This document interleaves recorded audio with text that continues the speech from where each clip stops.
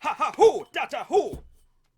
That took me 7 hours of freaking practice, so I hope you were impressed. I hope all of you are sitting there right now like, this kid's got skills! You know who else has skills? Artur! Because he can actually, like, read and translate Japanese, which I'm attempting to do right now again. I've had the books forever, but I'm seriously learning. Hey, I think I got a pretty good handle on the hiragana. I just have, like, the katakana and the kanji and a bunch of other stuff to work on right now, and then that's not even getting to, like, the conversational Japanese, but I'm getting there. I'm getting there. Okay, Rome wasn't built in a day, or maybe it was. I don't know. Maybe aliens helped build Rome and they changed our memories of it. I don't know. But yeah. So Artur's pretty awesome. You can check out his links below. God Emperor Artur, because he translated the VIVRE card starter pack number 2 for us. So it's not really a booster, it's a starter pack, but we also didn't really get that much more in terms of information, like new information, okay? Because Artur doesn't put, like, the stuff we already know in here, really. He typically just puts the new stuff. So, mostly what we got is new information on the head honchos of the Marines, like Sengoku, Garp, Suru. Those are the characters we find out the most about, which I'm not complaining, because those are some really important characters that are old and they've been part of the One Piece world for a long time. They know all the secrets and everything, and we find out a lot about that here. We also find out some stuff about the world nobles that got introduced during Sabaody. So Roswald, Charlos, Sharalilario, whatever her name was. Not anything crazy about that. We know that Roswald's favorite food is monkey brains, which I have to feel Oda took a reference from the Indiana Jones movie Temple of Doom, I think it was, when they were all sitting around that dinner table, and they're like, oh, what did you do? Oh, and it's like a monkey, like, you know, and everyone's like freaking out. So I think that's the reference there. Let's see, Charlos's favorite food is ice cream, which actually, I don't know if it's the same in the One Piece world, but ice cream now is like a standard thing. Like, you can just go into any grocery store and just buy a pint of ice cream or whatever. But back during only a few hundred years ago, ice cream was more of a delicacy because it was harder to make, and of course refrigeration and freezers weren't a thing back then. So if One Piece is the same as that, I mean, you could look at ice cream like a very high confectionery, like very, very posh, something very expensive, not something just anyone could get their hands on. So that would make sense from there. But we don't really find out anything crazy about them, like their families or the fact that they're world nobles, not really. And some stuff about Sabo and Rob Lucci, which is always good, as well as the Thousand Sunny and the Going Merry, which are revealed to be the last 2 slots of the data book. So slot number 11 and 12 go to the Merry and the Sunny, respectively, and then slot number 13 was Vivi. But there's no other slots for future Straw Hats in this data book. I also, by the way, I did actually buy the data book. I bought it. It's coming, not just to practice my Japanese and actually reading it, but also just to have it as a collector's item. So I'll be getting the VIVRE card visual dictionary here and all that stuff. By the way, in case you guys were curious on how much longer the data book is going to extend, they do have the release schedule for like all the additional boosters. It's going to go until August. I think we're going to end out with the Germa and the Big Mom crew. We're going to have the VIVRE cards for that. Now, does that mean that, you know, if there's going to be no more Straw Hats after Jinbei because it's in the data book? No, it doesn't. It just means that with this data book, that's as much as we're going to get. Like, I've used this example before, but the data book that existed previous to Visual Dictionary, I don't remember if it was Blue Deep or what, but it wasn't like in Blue Deep it explains, like, Jinbei is going to be the next Straw Hat.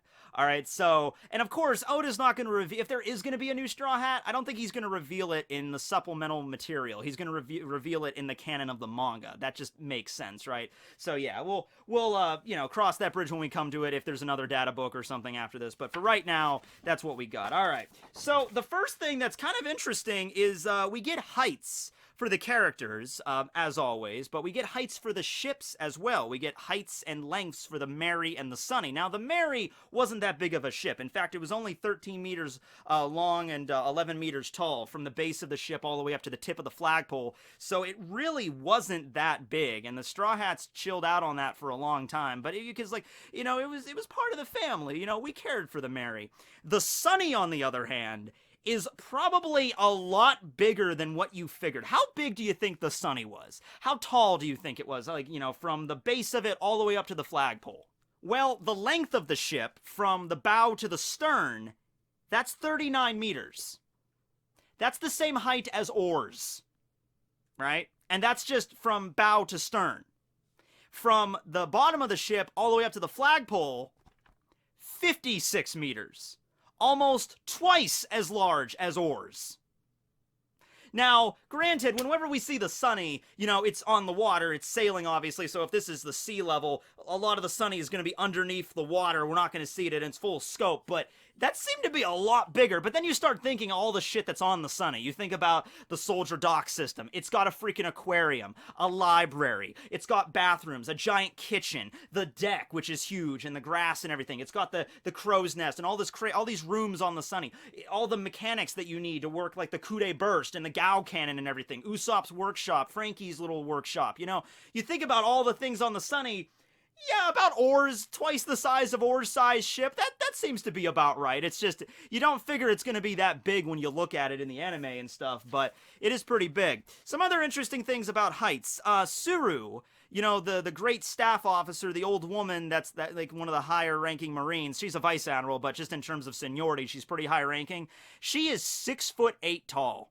Yeah, so that's funny that Artur actually puts in here that she's slightly taller than LeBron James. So, you know, you look at Suru, you don't think she's like that threatening, and she's kind of hunched over like, hello there, dearie, I'll make you some freaking cookies, and I'll also dunk on you. You know? So I'm like, okay, Suru is a lot taller. And I just wanted to put also in here, just a little thing I was interested in. Charlos's height, because he's a world noble, he's a pretty tall dude. He's 7 feet tall. By One Piece standards, you know, because there's characters that are way taller than that, not a big deal. But in our world, a 7-foot tall dude, that would be rather imposing. Okay, so that's Charlos, you know, the world noble. All right, so that's that for heights. Now, moving on to the more interesting stuff here. Some news on Sengoku, Suru, and Garp. So the first big thing we find out is that all three of them join the Marines roughly at the same time. Now, we get this scene that was in Film Z or Film Z. We see Garp, Suru, and Sengoku in their younger years. If we're just going to go with this is when they did join the Marines, and it's right around the time they did because Oda also drew that cover spread that had all the Marines on them when they first joined back for Film Z. He made that giant color spread with all the Marines on it. And Garp, Sengoku, and Suru look about the same as they do in this scene right here in the movie. So with that being said, that Garp is around 22 years in this scene. Sengoku's 23. He's 1 year older than Garp. And then Suru would be 20 in this picture because she's 2 years younger than Garp and 3 years younger than Sengoku. So yeah, that's roughly when they joined the Marines in their early 20s. And so okay. And some things we find out about them, they've all been like close friends, and they've all been like always revered in the Marines by, you know, the new recruits and everything. Like, we knew this from Garp, because Garp was kind of responsible for training the new recruits. You know, are you ready to be trained by the fist? And you better buck up, you freaking swabs, you know, because you're part of the Marines now. So we knew that from Garp. And Sengoku also, because he was the fleet admiral at one point. You understand that demands respect. But all of them demand respect. They all have an air of like, they're the old guard. They've been part of the Marines for over 50 years. They've accrued a lot of battle victories, all this kind of crap. So people really, really honor them. Okay. So now we're going to go into individually these three people. So first we're going to start off with Sengoku. I think we find out the most stuff about him in this one. Okay. So Sengoku originates from the South Blue. I don't think that really connects back to anything, but it's interesting to know. He is regarded as one of the best in terms of tactics and strategizing. See, this was something that also goes along with Suru, and it mentions here that, like, Suru and Sengoku work together a lot when coming up with strategies to, like, rout the enemy and everything, so he was the one that was really good at this, so he went from Vice Admiral to Admiral, and you figure the reason that they select a Fleet Admiral, I'm not really sure how they do this. You know, I'm assuming it's Kong's responsibility. It's the Commander-in-Chief's responsibility to choose the next Fleet Admiral. I'm sure the Gorosei and Im-sama have a say in the matter as well. But the reason he was chosen was because of his tactical abilities. It wasn't just because, you know, like, Sengoku can turn into a Buddha. He's really strong. Let's make him the Fleet Admiral. No, it was because of the much more logical reason. Like, oh yeah, he has a mythical zone. He could turn into a freaking Buddha. That's awesome. But his skill at routing the enemy and, you know, figuring out what the pirates are going to do next and take them out with minimal casualties on our end. He's done this year after year, and he's like foiled like hundreds, probably thousands of different pirates over the years with these skills, along with Suru. Like, when Suru and Sengoku team up to try to figure out, you know, what's going on, they're basically unstoppable. Okay, so that's pretty interesting to know there. He commanded all the Marine forces at the Paramount War. Keep in mind, the Marines, I mean, like, before Blackbeard showed up, the Marines were winning. All right, they were kind of winning, and then Blackbeard showed up and everything, but, you know, we all hate Akainu for, like, blasting a hole in Whitebeard, actually 2 of them, and also he messed up his face, too. We all hate Akainu for doing that, but Akainu was on the Marines' side, so they were definitely winning near the end of it, right? And then Blackbeard showed up, and, like, neither side really won. He's like, who's gonna win, Whitebeard or the Marines? Well, they both kind of lost, and then Blackbeard showed up, and he was the real victor at the end of that war. But, hey, you gotta give it to him. I mean, he had the strategy to lure them all into the bay. Like, he didn't know how they were gonna gain access to the bay, but he figured they were gonna get in there, and then raise the encircling wall, and, you know, he was a smart cookie with that, commanding his forces, and it was this battle of wits. We didn't get to see it too much. There's a few times during Marineford where it's like, you have Whitebeard trying to figure out Sengoku, and then Sengoku's up there trying to figure out Whitebeard, like, he's on to us. We need to circle around from the, you know, there's a few scenes like that, but they get kind of drowned out because there's so many battles going on during Marineford. But you figured in the background, Whitebeard and Sengoku, they respect each other as, you know, like, just old people, and, like, you know, like, we've been at this for a long time. You know how to use your forces, I know how to use mine. It's like a chess game between Sengoku and Whitebeard, and to figure out how this is going to work. Up until the fight just got super, like, they knock the chess table over and they pick up their weapons. It's like, bring it on! You know, that gets to that level. But, man, Sengoku versus Whitebeard, that would have been a cool fight. Alright, here's the things that are really important, though. Here's the things you're expecting, okay? So, with the position of Fleet Admiral, he was obviously privy to a lot of information. What information exactly? Well, he knew about the real reason that Ohara was wiped out, so he knows about the Ancient Kingdom, he knows probably about the name of the Ancient Kingdom, he knows probably about all the poneglyphs and everything, what they mean and what they're gonna do. He can't read poneglyphs, but he knows, like, what they're all about. Probably knows about the road poneglyphs, the Rio poneglyphs, all that crap. He knows the truth behind the D-Clan! Yeah, that's a big one, okay? He knows that the D-Clan is one that always follows a set fate. Alright, so probably the fates that they're thinking of is they all tend to die rather young and with a smile on their face. Now, Law confronted Sengoku about this at Dressrosa, and he asked him, you know, what's the deal with the D? Can you just tell me? For the sake of, you know, Roshinate and everything, can you just tell me? And Sengoku doesn't tell him. He doesn't tell him directly about, like, oh, okay, sit down, Law, let me tell you all about the D-Clan. He doesn't do it. He does kind of like plays it off. Now, this might be for a few reasons. Number one, you also have to keep in mind, he's no longer the Fleet Admiral. His official position is General Inspector. The government is not just going to let him go. They can't. They can't. With all the information that he has, Sengoku can't just be like, all right, guys, I'm retiring. Later. Government's like, yes, no, sorry, you're in this for life. I mean, we'll give you another position. You don't have to be Fleet Admiral anymore if you don't want to. We can give the position to somebody else, but you have to stay part of the Marines, or else we can't let you just go out into the world because of all the information you have. And Sengoku is probably like, okay, fair enough. And so it seems like he basically is on vacation. He's walking around the office wearing Hawaiian shirts, just munching on rice crackers. Those are his favorite food. So understandable, but the world government's like, yeah, you can't. We'll keep you on the payroll, and you could just chill out at the office. You don't have to do a lot of paperwork anymore. Ease your stress level, but you're not allowed to leave. You know, like, okay. So, yeah, but, yeah, that makes a lot of sense. You know, he knows all the shit about the D-Clan and everything. One of the reasons why he might not reveal it to Law is because it might be like, you know, I could tell you about the D-Clan, but that's basically just going to talk about your inevitable death and Luffy's inevitable death. Like, it's just all going to result in the death, and so I'm not going to bother telling it to you and everything. Instead, I think he basically has a line about, like, Roshinate, you know, he believed in you. He gave up his life so you could continue on. You know, think of it like that. Think of it like he loved you. Don't try to question it. Don't try to figure out why he did what he did. Just be like, he cared about you like he was your family, like he was your brother. Or I guess some people have looked at like Roshinate and Law as like a father-son kind of dynamic. That's the reason he did it, though, because he loved you. So don't think into it too far, and just, you know, try to cherish your life because Corazon died trying to save it. So maybe he felt like, if I tell you about the D-Clan, it's just maybe going to have you hasten to your death all the quicker, and that's not what Corazon would have wanted. So think of it like that. Alright. Sengoku is immensely powerful. No shit, really? I didn't know that. Whoa, that VIVRE card, that dropped down some info on us hardcore. the former fleet admiral of the Marines that could turn into a giant golden Buddha. Hoyo! That is pretty strong. I think he's at least Helmeppo level, you know. But yeah, he could turn into a Buddha. He has Conqueror's Haki. This surprised a lot of people. Not really for me, because I figured, hey, now granted, he's the first member of the Marines to confirm to have Conquerors, so that is a big deal. But if there was going to be anybody in the Marines that was going to have Conquerors, I think it would either be Garp or the Fleet Admiral, who was Sengoku. I mean, if there was going to be anybody.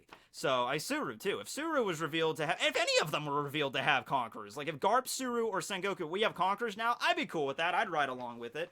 We do get some information regarding Garp talking about it, so we'll get to that. But yes, Fleet Admiral of the Marines had Conquerors. There you go. Let's see. And the rest of this information is basically just about Rocinante. Like, he took him in 31 years ago, raised him like a son, blah, blah, blah. His motto is reigning justice. So you know how all the different admirals have, like, a motto, like, Akainu's is absolute justice. Kizaru's is unclear justice, ambiguous justice. We have Sengoku's is reigning justice. So I think reigning just in the sense of, like, you know, at the end of the day, back when he was Fleet Admiral, you know, he is the one everybody looks to. I mean, people might look up to the Vice Admirals and the Admirals, but at the end of the day, he is at the top. I mean, yeah, Kong is above him, but Kong doesn't really, I don't think, address the Marines all that often. Kong is kind of a mediator between Marie Joie and all of the different government facilities and the CP9 and the Warlords and everybody. So he doesn't really go into the public eye too much. People, and not just the people in the Marines, but the citizens of the One Piece world, when they look at the Marines as a power, they look at Sengoku, they look at the Fleet Admiral as that source of that power. And I think the way that, you know, Sengoku interpreted it, like, was like, okay, reigning justice, okay? So I have to set an example for others so they can have their own values and justice and make sure they're on the right path, because I'm the one everybody looks up to. Now, of course, he is no longer the Fleet Admiral. It is now Akainu. I don't know if Akainu kept his same motto, because we're going to get to Aokiji, and Aokiji actually had a different sense of justice back in his earlier days. Now it's lazy justice, but it was something else back when he was younger. So we'll talk about that. So your sense of justice can change. So now moving on to Garp. Some interesting facts about Garp. He got his epithet as the hero, Garp the Hero, 40 years ago during the Rocks incident. That would have put him somewhere around 38 years old, because he's 78 right now. This is interesting because I always assumed he got the title of hero when he took in Roger. Now, he didn't really capture Roger. Roger turned himself in, but somebody, it's the same thing that happened with Smoker at, you know, Alabasta. Like, they gave the Marines, you know, like, oh, okay, even though you're not the ones that took him out, we're going to give it to you anyway, so the general public knows who to thank.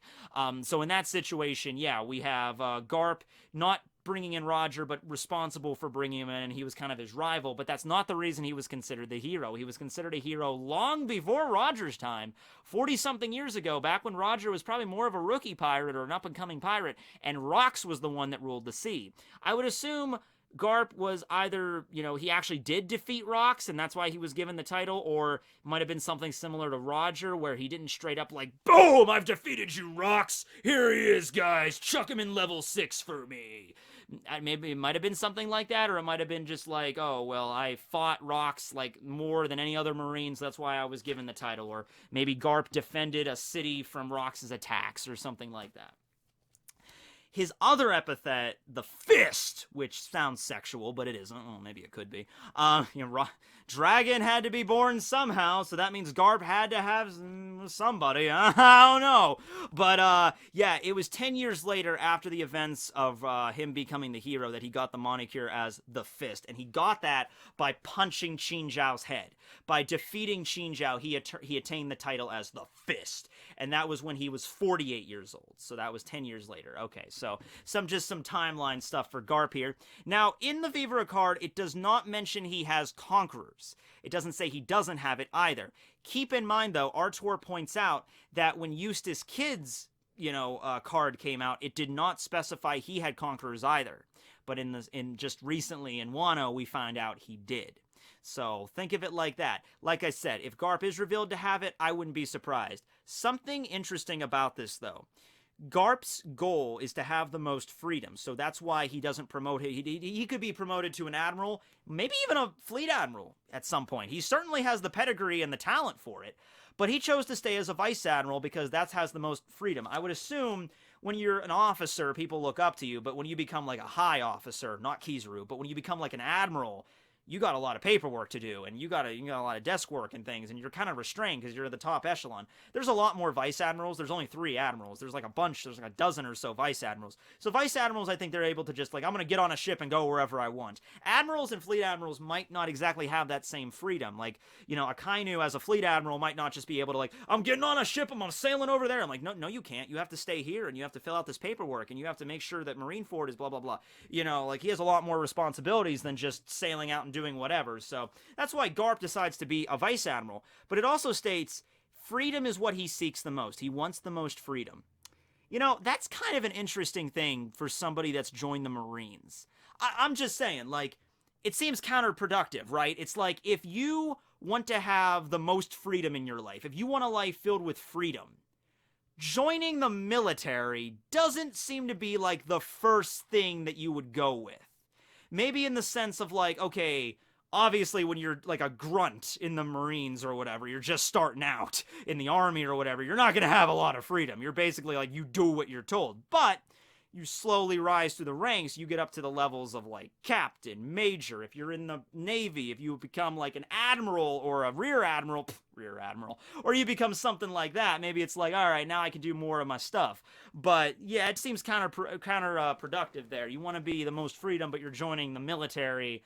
Basically, you're basically a dog, and Garp's, he wears a dog mask, like you're a dog, and whatever, you know, the freaking Gorosei tell the Marines to do, you have to do. Case in point, Marineford, when they're like, we're executing your grandson. You know, Garp, you know, you think he would wanted nothing more than just to punch out, you know, Sakazuki at that point. But he didn't. He had to hold, you know, Sengoku had to hold him down. He's like, don't let me go, Sengoku, or I'm gonna, you know? I want the freedom to punch him in the face. You know what I mean? Whatever. So that was pretty much like Garp. Interesting. He doesn't have a type of justice specified. Like, he doesn't really have an epithet of justice. But I would believe it. If I'm going to go with it, I'm going to say it would be donut justice, which him and Katakuri would definitely get along. So now we have Tsuru, who is the lovely, great staff officer of the Marines. There was a mistranslation once. This actually might have been in the 4Kids dub, now that I remember it. Tsuru's title was the Great Tactician, and here it's the Great Staff Officer. Now, she and, like I said, Sengoku would team up for the planning and the strategy, so she's still a really great tactician. It just might not be her epithet exactly. She was born in the North, which makes sense because she was the one that chased around Doflamingo all the time back in his younger years, and they had a kind of cat and mouse, Luffy Smoker, Roger Garp thing kind of going on there. It was Tsuru and Doflamingo, and even to the point where I was like, oh, that's actually one of my favorite scenes with Doflamingo when he's being escorted to Impel Down, and Tsuru is down there watching him in his jail cell. He's all chained up. He can't even move a freaking inch, basically. All of his individual fingers are chained up too with sea stone, and it's Tsuru just sitting down there on a like a folding chair, and it's like this level of like respect they have for each other, where Doflamingo's kind of talking to her as if she was an old acquaintance. You know, he's all chained up, but he's like, let me tell you something, Tsuru-san. Fujitori's an idiot. If he would have teamed up with me, we could have taken them all out, but he was a fool. And Tsuru's just sitting there like, you don't understand a damn thing, Doflamingo. Like, because they've been chasing each other for so long. You know, I'm sure Doflamingo maybe won some victories on her. She won a lot of victories on Doflamingo, but it's like they respect each other after a level. So that's why she was also raised in the North. Also, if we're going along with my thoughts that the North is the strongest sea as opposed to the East Blue, which is the weakest, would also make a lot more sense that she feels like, oh, I have this rank of this pedigree, I'm going to protect my ocean. That's why she went after Doflamingo there. Wonder if she has any connections with the Germa. Maybe. Maybe bring up Tsuru's name to Judge. I wonder if Judge would be like, oh, Tsuru, yeah, we had some run-ins with her a few times. You know, something like that, maybe. Let's see. Sengoku's assistant mentioned that. Here's something fun. It is implied in the altercation they had with Jack when, you know, the escort ship was being attacked by Jack's fleet, Sengoku might have not even participated. It might have been just all on Tsuru and Fujitora alone that managed to push back Jack and defeat him at sea. And manages to band him. He suffered some injuries from that. He was bandaged up pretty good. So it might have just been like Sengoku's off to the side munching on crackers like, you guys want some help out there? Oh, hey, check it out. It's Jack from freaking Kaido's crew. Yeah, Billion Berry Bounty. You guys want me help? It's like, nah, we got this. You know, Tsuru's planning out like, okay, send the forces there. Fujitora, use your gravity fruit to lift up a giant mass of water and just drop it on them, because I guess you could do that. Fujitora's like, yes, Tsuru-san. So that, maybe that, and Sengoku's like, I'm gonna go back and munch on rice crackers. You know, I'm sure it was a little more serious than that, but Sengoku might have actually not have participated all that much in that altercation. Her devil fruit is the Washu Washu no Mi, which washes out the evil hearts of pirates. This is a very dangerous fruit when it comes to, like, imagine Blackbeard if he had his evil heart washed out. I'm not sure. It would maybe you have to run that through a few cycles in order to get that completely clean, and it would still have like some spots on it you wouldn't be able to get out exactly. But for regular pirates, it's a very dangerous fruit because she literally captures them, hangs them out for laundry to dry, and their hearts actually get washed out so they don't feel like doing evil deeds anymore. In fact, I wouldn't be surprised if the pirates she captured at Marineford and washed out are now Marine recruits, because there's like, oh, I can't believe we were horrible. We were being pirates. We were attacking villages. We need to do what's right for society. We'll be Marines, Tsuru. Could be. That's a very dangerous ability. Basically, not really a brainwashing ability, because she's not, like, manipulating them. She's just, like, changing their alignment, I guess, if we're using D&D terms. Like, they shift them from, like, you know, chaotic neutral to lawful good. It's like, we're awesome. We're gonna try to save the world now. I'm gonna be a Marine. You don't mess with characters' alignments. That's some pretty serious business you're messing with when you just completely change a character alignment, you know? But, yeah. Also, her motto is clean justice. Makes sense. I think that's more of just a reference from her fruit. You know, I'm going to clean out all the evil of the world, quite literally, by washing it.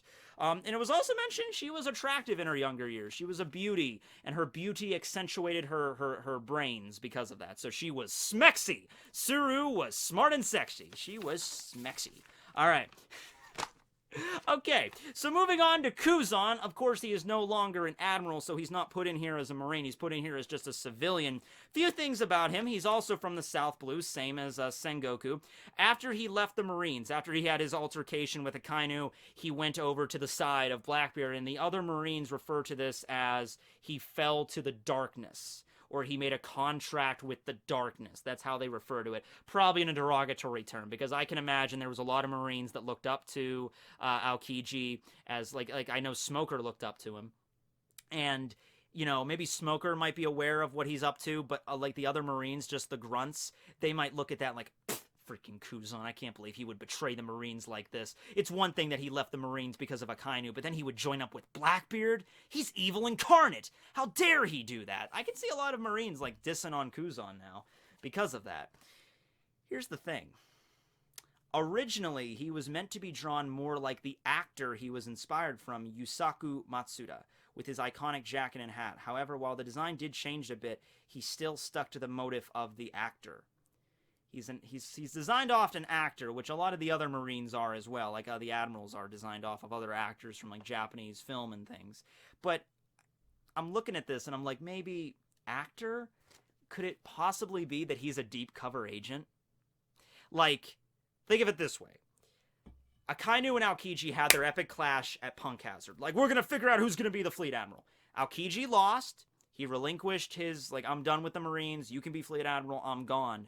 But maybe he did that because, like, that gives you plausible, like reasoning for leaving the Marines. Like, if Kuzan approached Blackbeard, Blackbeard would be like, oh, I heard all about your battle at Punk Hazard with Akainu, Kuzan. Ha, zehaha. You could join my group if you would. Like, that would give us, like, oh, I guess you defected because because Akainu won. That makes sense. If it was all kind of, like, planned, that would be something big. And also remember when Akainu went to go meet with the Gorosei were pissed at Akainu. They were like, Akainu, how come you don't rein Kuzan in? He's freaking making allies with Blackbeard, for God's sake. And Akainu just kind of plays it off. He's just like, well, that guy, he's no longer part of the Marines. He's no concern of mine. He could do whatever he wants. He kind of brushed it off. Now listen, Akainu's hot-headed. That's been bothering me the entire video. I don't know about you. That little stick of hair that's been sticking out, whatever. Akainu's a hot-headed guy, but he's not an idiot. All right, he's not like just like he just listens to just, oh, I only care about fighting. That's not Akainu. If they were going to do like a deep cover kind of infiltration of Blackbeard's crew, this was the best way to do it. Have a fight, make it look really real. Have it be real. Have it legitimately be real. Have a genuine fight. And whoever loses leaves the Marines. Whoever wins becomes the Fleet Admiral. All the world would hear about this epic fight that lasted 10 days. And then the loser infiltrates Blackbeard's crew. Like, if Akainu would have lost, he would have left the Marines. He would have been pissed. Akainu could have this whole, like, revenge thing, like, I'll get them someday. And then he approaches Blackbeard and he's like, I'll join up with you, Blackbeard, if it means taking down Aokiji. And then Blackbeard might be like, maybe be a little hesitant at first, but he'd be like, well, you had that epic battle. Everybody knows about it. So there was a major falling out. I believe you. You left the Marines and everything. Your entire life you just threw away. Makes sense. You fall to the dark side. Maybe. We'll see. Now, as I mentioned earlier, he had two different kinds of justice. In his younger years, it was fired up justice. Ironic, considering he has the power of ice. But now it is, of course, lazy justice. I wonder if he changed it just when he got his fruit. Like, it was fired up justice, but then he had a devil fruit. Oh, it's ice? Well, I can't keep the title now. It wouldn't make any sense. Oh, lazy, John. I'm going to be lazy from now on.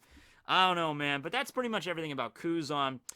When it comes to Isho and Fujitora, a few things. I already made a whole video about his Zushi no Mi, the gravity fruit, the stomp fruit. So I'm not going to go into detail on that. He's from the Grand Line originally. He was a civilian before he was drafted into becoming a member of the Marines. He's 54 years old. Does not trust the warlords. We know all this already. His sword might actually be called Gravi-Ito. He has an ability named Gravi-Ito, but that might have actually been him giving the name of his sword, Gravi-Ito, like Gravity Blade. Makes sense. And his epithet, not his epithet, but his justice is moral justice. Makes sense given his attitude on everything. He's like, no, we're going to do this in a moral way. You know, the Marines were not the ones that defeated Doflamingo. In fact, we were kind of complicit in what he was doing. Luffy was the one that defeated him. I am going to lay prostrate. I'm going to let the civilians and the world know what really happened here, because that's the right thing to do. The Gorosei were pretty pissed about it, but that is the right thing to do, and that's his sense of justice, and he will follow that until his dying day. That is Fujitora. So that. Everything else about this I pretty much discussed in the Zushi no Mi video, so we just go watch that. So now moving on to Sabo, and this is where the information starts to get a little trickly. It's not as much as the other ones. But Sabo, we talked about his fighting style a little bit. So he has, his Dragon Claw, but it's also called the Ryu Soken. Soken. I'm reminded of Soken from Bleach, Uryu's father, which also Uryu has the character for dragon in it, so okay. But anyway, yeah, that's like a martial arts style he has, combining his like Dragon Claw and everything. He has like Dragon Claw, breathe and everything. He could like exude that like shockwaves from his attacks and combining Haki with it. But he also has his Mera no Mi, so it states that, he pounds his opponents into submission and then scorches them for good measure, so that's pretty damn sweet. Let's see, goes into some detail regarding Hack. He met him 12 years ago. He met Koala 9 years ago when she joined. I did separate videos all about Sabo and Koala. I haven't made one on Hack yet. Don't know if I ever will. But I also made one on Dragon. And this is information I addressed there. It's nothing like brand new of like how they met each other and they're kind of like a group. Oda went into this in like an SBS, not into great detail. I hope Koala and Sabo, they're so adorable together. They're basically like an old married couple, but yeah, it's never been stated that they're like a thing, but I kind of see that they are. Then we get to the Celestial Dragons. Like I said, not really much to go off of here. We get their ages, which is something, I guess. Roswald is 53. He was 53 back during Saba Odi. Charlos was 22 back then, and Sharia was only 15. So she was still a teenager back then. Then we have Rob Lucci. This is cool, because we have yet to see really... We've seen him. He's around. We saw him at Reverie, but we haven't really got to see what Rob is really capable of since Enies Lobby and everything. We saw him get some action in Film Gold. He fought Sabo, but not canon. So he knows hockey now, which is understandable, because we figured that. It's also implied that hockey might be like the prerequisite for getting into Cypher Pole 0, because that's like a whole other ballgame. So the way I look at this... The question is always, how come the CP didn't know hockey? How come the Cypher Pole, these people that have trained ever since they were little kids in the service of the world government, how come they didn't know hockey? Well, I think I came up with a good reason for this. It's easier to teach Rokushiki, because Rokushiki is just, you know, your physical body being enhanced. And also you figure, most of the pirates, by and large, that you're going to run into, if you're a Rokushiki master, you'll be able to handle them, no problem. Okay? Even if you're a Rokushiki master, you go up against a hockey user, the hockey user isn't automatically going to win. It depends on, like, it's the same thing. It's just like, if you have somebody that's just learning how to use hockey, but then you have somebody that knows a lot about Rokushiki, the Rokushiki master is probably going to win, you know? So that's how you have to look at it. It's like a different martial arts style. But also you have to figure training in hockey is probably more difficult. Because it's, yeah, as Rayleigh said, anybody can learn hockey. Even animals can learn hockey. But the training is very different. Rokushiki is probably just like, you have to start from a very young age and you have to do this rigorous training day after day, but eventually you'll be able to master the 6 powers. Hockey, whole different ballgame on how you learn observation. And, I mean, Luffy was like a genius. You know, Luffy learned this pretty damn quickly. 1.5 years to learn the basics. Other people, it could take a lot longer. And the Cypher Pole are not like superheroes altogether. The Cypher Poles, 1 through 8, they're just basically the regular, think of them as like the CIA in our world. No, they're not super-powered heroes or anything, or villains in this case for the world government. They're just like operatives that go around and be like, okay, we're CP4. We're responsible for this section of the sea, and we're just to make sure we're going to infiltrate. You know, we're spies, basically. We're going to make sure that we, you know, they might maybe know some of it, like maybe they'll know Soru or Tekai or something, but they won't have all the masters or anything. Their goal is just to seep into society. CP9 was the special one. They're the ones that knew all these Rokushiki techniques, and they were masters of it. They were the unique one. They were the one in the shadows. Then you step that one up even higher to Cypher Pole 0, which know Rokushiki, plus they have to know hockey as well. So, and they're in charge of protecting the world nobles. That's a whole other ballgame. So yeah, think of it like that. Cypher Pole 1 through 8, regular CIA operatives just wearing fancy, like Men in Black, going around making sure everyone's, you know, doing what they should be doing. No one's trying to go against the world government or anything. Deep cover operatives. Then you get to CP9, which are like the super-powered operatives that are kind of kept in the shadows. Then you get to CPI just 0, which is only for the guarding of the world nobles, and they know Rokushiki plus hockey. And in Ruchi's case, they also have a devil fruit. And it also states here that Lucci, you know, he uses his position as CP0 to take full advantage of his bloodlust. You know, he's like, oh, I get to kill a lot of people now. But he also has to rein that in because his first and foremost job is to protect the nobles and everything. Also, it does not mention anything about him leading Aegis 0. So we don't know about the leader of it yet. Like, Spondum was the leader of CP9, but he was a weakling. I guarantee you the leader of CP Aegis 0, whoever it is, isn't a weakling. They're really strong. But whoever it is, it's not Lucci, because Lucci's not the leader. Might be Hattori. Might be. Also, figure, Kaku is in there as well, and Stussy. Kaku, we don't find anything about this, but we can assume he knows hockey as well, and that would work really good for Kaku, because he's the Tempest Kick master, and he's also got his sword, so armament, I could imagine. Armament up to Giraffe. And then you have Stussy. Oh, but before I get to Stussy, I have to cover one more thing with Lucci. Lucci has a new epithet. It's literally just massacre weapon. That sent a shiver down my spine.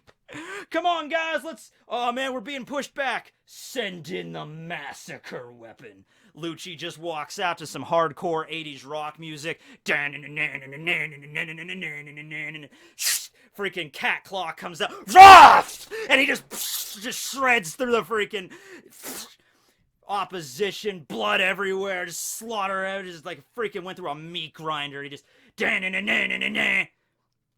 licks the blood off his freaking claws, turns back into normal, picks up his hat, puts it on, and just walks away like a baller. You know, the massacre weapon. That's pretty damn oh boy. I can't wait to see Lucci in action again. That's gonna be so cool. And Lucci has a motto too. But it's not really a motto of justice, because his motto is necessary evil. Justice doesn't even appear in it. So it's like, yep, somebody in the government has to be the embodiment of evil to keep these pirates in line. Might as well be me. So, alright, now moving on to Stussy. I know we're excited for Stussy. This is really the last person we have to talk about. There's a little bit of stuff about Mary and Dorian Biragi, but mostly Stussy. So first off, hers is the only age on here that is actually put as secret. Okay, I think in all of the VIVRE card data books, their ages have always been given, except for Stussy's. It's literally just secret, so we don't know. I'm assuming she's pretty young, but with One Piece, you never know. As we saw with Nami in the last SBS, Stussy could be anywhere from 20 to 65. Honestly, she could be. It states that even in the underworld or the government, nobody really genuinely knows her real age. Hell, she might not even know it anymore. Maybe she forgot it from lying so much, you know? But yeah, she is a deep cover agent. Basically, a long, long time ago, she is CPI to zero. She went undercover into the underworld of One Piece, you know, learning about all the different, like, underground trades and everything. And, you know, being allied with Dufeld and everybody under there. And, like, the drug Peklo and all that stuff. Big Mom, eventually. She was the queen of the Pleasure District, so she's in charge of all the escorts, basically a pimp, you know, like a lady of the night, basically. You know, she's like she'd be the one, like, let me set the stage for you here. It's like an old, like, you know, a 90s action movie or something, and the main characters need to get help from, like, the underground, okay? So they go to this seedy, like, nightclub at the end of the city. They open it up, and there's like, yes, the madam will see you now, and they're being brought through this nightclub, and it's filled with, like, you know, a bunch of, like, strippers, like, dancing and everything, and there's, like, these bouncers that are really buff dudes that are like, and they get led down a corridor, up a flight of stairs, down a flight of stairs into the basement of this place. They open it up, and there's, like, the walls are all, like, cashmere, and there's this couch, and there's just a woman there dressed in, like, all white or all black, and just this really elegant evening gown. She has a veil, and she's, like, sipping wine. She takes it off. It's like, welcome to the Pleasure District, gentlemen. How may I assist you this evening? Like, that's Stussy. That's who Stussy is. She's, like, the queen of this shit. All right? So, Morgans, big news, Morgans, is one of the few people that actually know of her identity and her mission. So he knows everything. And it's sort of just like a mutual thing. It's like, well, it wouldn't do me any good to sell you out. And Stussy's like, well, it wouldn't do me any good to sell you out, because they kind of mutually need each other. So they're like, okay, Stussy gives some hot news over to Morgans. Morgans prints it. You know, and then Morgans gives some information to Stussy as well, so that's how that kind of works. So it's kind of like they're both... I don't think Morgans is like a member of the world government. He's not a deep cover agent. I think Morgans, he's a freaking journalist. He's the head of the World Economic Journal. His job is to sell newspapers. So it's like, as long as Stussy keeps providing him with the hot skippy on what's going on in the world, that's all he cares about, right? So that's the case there. This is my favorite part with Stussy, though. Let me just read this. After the events at Totland at the tea party with the Tamete Bako, she realized that the Straw Hats were behind it, which they were, but indirectly. This has led her to believe Luffy is a mastermind who fakes being an idiot, which is what Morgans later wrote about in his article. Okay, now this is hilarious, okay? Stussy is this super awesome, sexy spy. And she's doing this deep cover assignment for, like, probably decades to gain the trust of all of these underworld and the Big Mom crew and everything. She's been doing this for years, and so she's wicked smart. And she's probably looking at this situation. She's using her deductive mind to figure this out, like Tamete Bako exploded Luffy. And she's looking back through all of Luffy's exploits, all the stuff he's done. Enies Lobby, Marineford, all this crap. And she's like, I think Monkey D. Luffy, he is a genius. He's an absolute genius, all right? Because there's no way that anybody would just jump into these, like, events without thinking first. There's no way someone would just jump into Enies Lobby to just rescue a friend. There's no reason he would go and just save his brother, or he would do the Ox spell, or he would do all this crazy stuff at Totland. No. Nobody just jumps into that. Like, he'd have to be a complete moron to do that. No, he's definitely thinking. He's like a Machiavellian schemer. It's funny because he is. He is a Machiavellian schemer. He's not a moron either, but that's what Luffy does. He's like, Robin got kidnapped, we gotta go after her. Oh, we're gonna jump into the Marines. Oh, I'm gonna do this at Totland.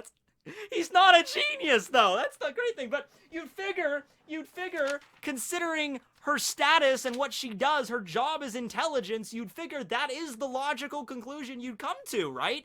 You'd come to the logical conclusion of, this guy, Monkey D. Luffy, he's considered a fifth emperor. He has 1.5 billion berry bounty. You don't get that by just being an idiot that just jumps into battle. He's gotta be this genius schemer behind the scenes that's just putting on a facade.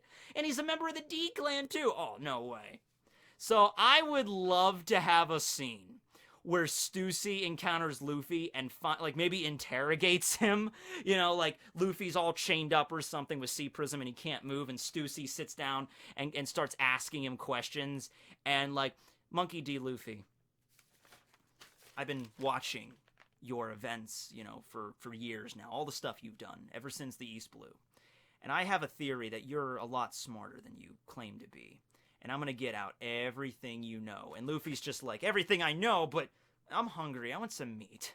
And I would love it if it's like it cuts to like 12 hours later. Like Stussy has been trying to interrogate Luffy for like 12 hours. And after it, she's just like disheveled. Her hair is all messed up. It's bags under her eyes, and she just walks out like, no, 12 hours. All he talked about was damn meat.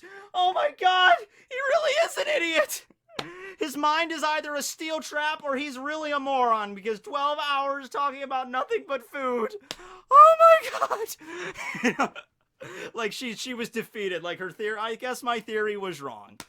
But yeah, I hope to see more of Stussy. She's at Reverie. She's a member of Aegis Zero. We'll probably be seeing more of her in the future. Maybe even during Wano. We'll see.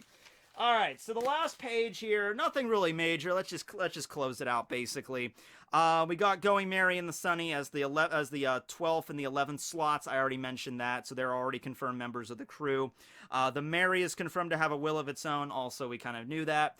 Dorian Biragi, probably the most interesting things about them are that back 100 years ago when they were having their brawl, and, you know, they started their, you know, epic fight on Little Garden when they were, like, famous pirates and they had 100 million bounties each, they were still around the age of teenagers.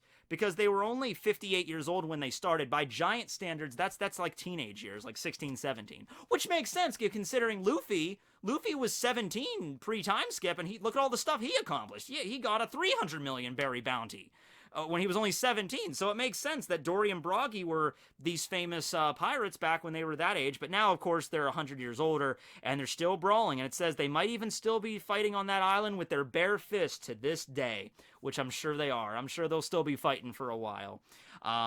But yeah, that's pretty much it revolving around Dorian Biragi. They're a little bit taller than the average giant, but not by much. Like, the average giant might be, like, I don't know, 16, 17 meters. Oda came out and said the shortest giant is around 12 meters. So I know you have, like, Oars' race that are, like, 4 times that.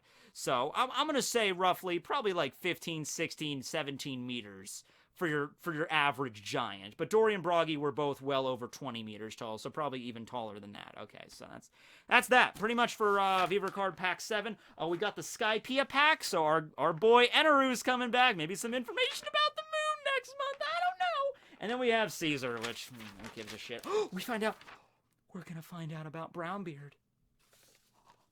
I've been waiting for this forever, guys. I know I always said Sanji or Frankie and Robin might be my favorite characters, but my favorite character in the entire series, bar none, is easily Brownbeard. I can't wait to find out what his favorite food is, and how old he was. Also, we find out about Monet. That's cool. Maybe we'll find out Monet's bra size.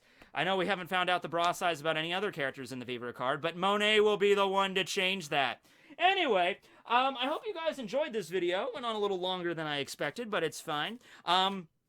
Yeah, so thank you once again, Artor, for this. What was your favorite thing revealed in this latest starter pack? And what are you most looking forward to from the Skypiea pack and the Punk Hazard pack next month? Let me know below. I'll be here to talk about it as always.